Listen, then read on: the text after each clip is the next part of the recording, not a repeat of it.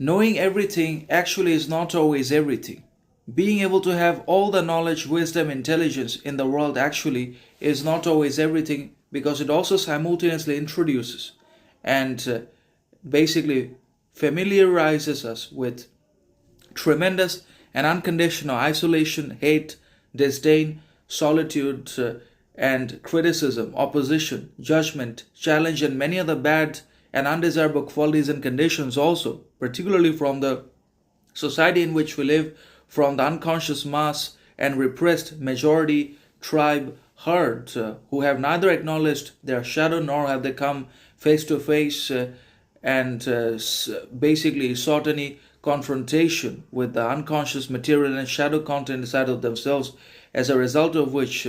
they will always be criticizing, condemning, challenging the man of individuality, authenticity, truthfulness, or they will always provide criticism, condemnation, controversy to the individual, critical, knowledgeable, independent, free, defiant sort of man who lives and exists in an entirely different world dimension and operates on an entirely separate frequency and channel in one or another, and still manages to exercise and apply and exert his total individuality, authenticity, truthfulness, humility, desire, knowledge, critical thinking, sovereign reason, free action, etc., in one or another. And that means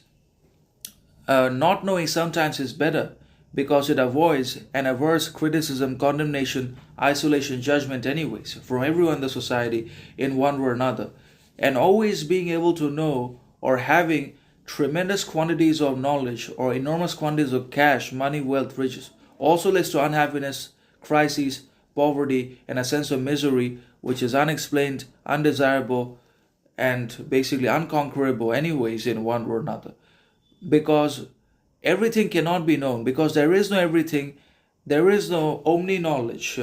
Everything does not exist in reality, but only in the vanity, pride, ego, imagination of certain men and women who are abnormally, unconditionally wealthy, privileged, fortunate, advantageous enough to always believe that they can somehow politic their way into everything, they can somehow grab, possess, acquire anything and everything they touch, but they are lying to themselves because they are delusional, prideful, vain,